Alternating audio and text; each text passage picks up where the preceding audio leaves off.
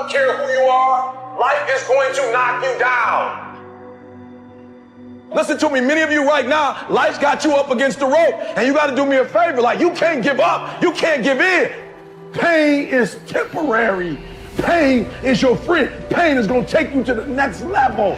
When you going through pain, I know what you're feeling. I know exactly, because I've been there. I've done that. But you got to work through it.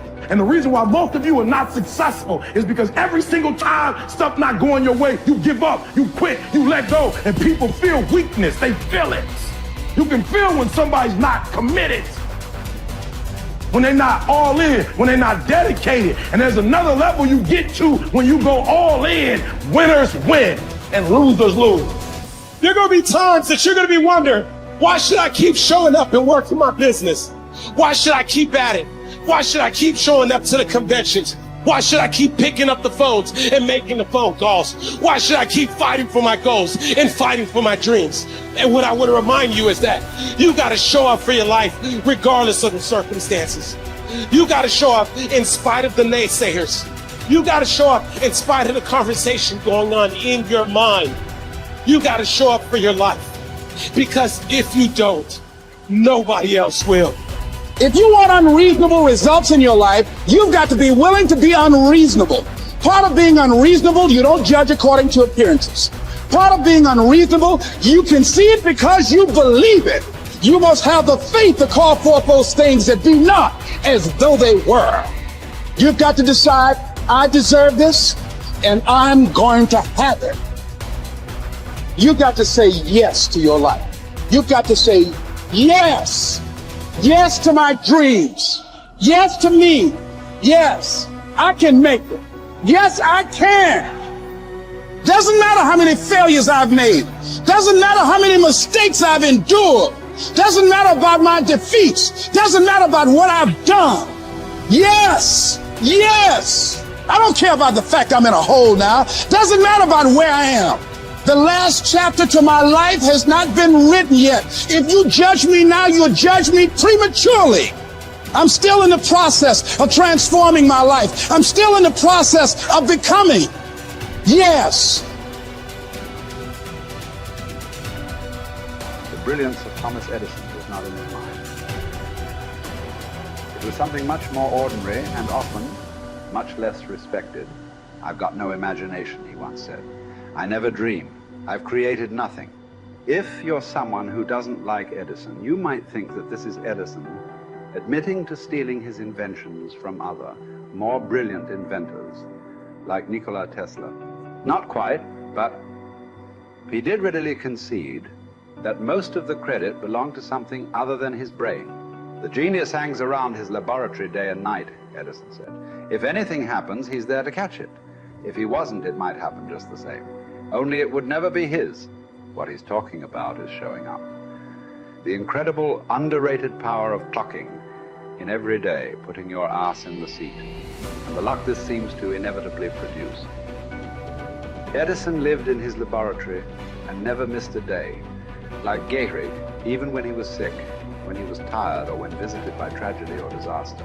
The modern conveniences we can trace to his lab then owe far more to his body than his brain, to the compounding power of consistency rather than sheer brilliance. It wasn't about inspiration.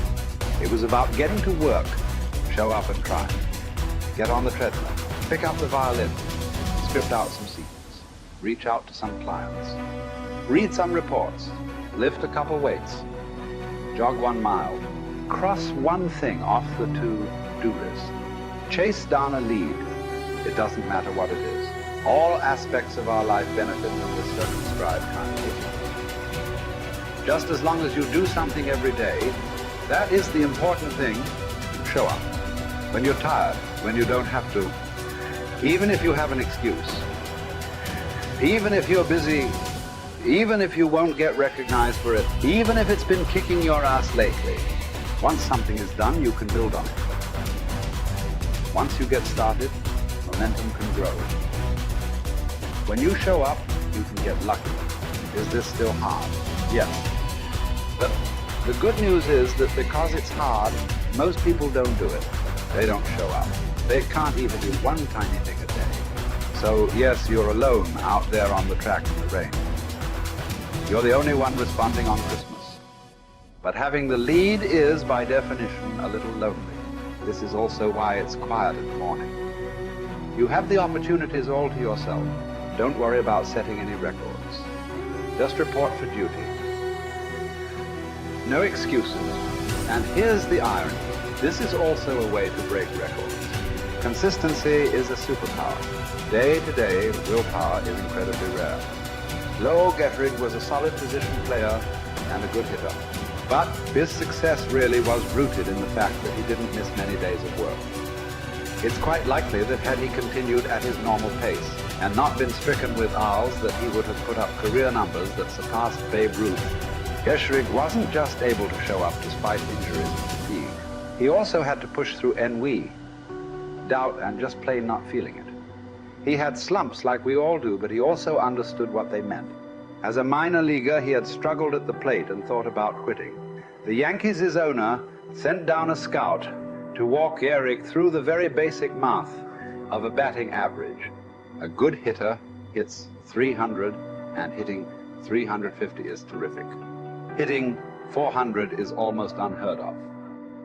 What does that translate to? Missing on 6 tries out of 10.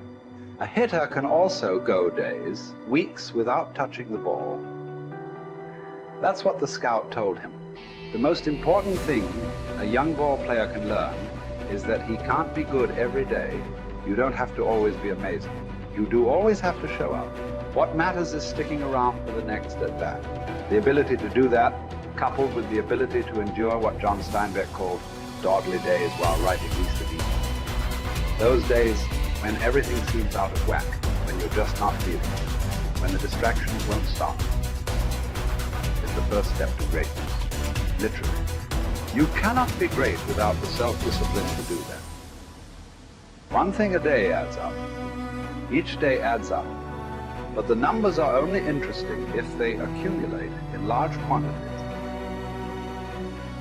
You guys that are just getting started, you're not going to start right here. You're going to start down there, probably in another city, another town. I grew up in Lake Charles, Louisiana, no money, raised by a single mother. I was in debt at 25 years old. First thing that I had to do in my life was not learn a new skill. First thing I had to do to get my life moving in the right direction was self-development. It is vital. It was vital for me that I improved myself and I could start depending upon me. I had to show up every day with some rituals, some disciplines, and start getting myself to trust me, not trust others, but trust myself to do the right thing every day. One of the things that I started doing was beating the sun up every morning. I'm going to beat that sun up every morning so that I have the discipline and the control over my life. So I knew, hey, before that thing pops, I'm going to pop. I'm going to get out of bed, depend on myself, get up at the same time every day. And for me, that time, regardless of where I was beat that sun up. No matter where I am, I'm going to beat that thing up. So it gives me a sense of control over my own life. Second thing,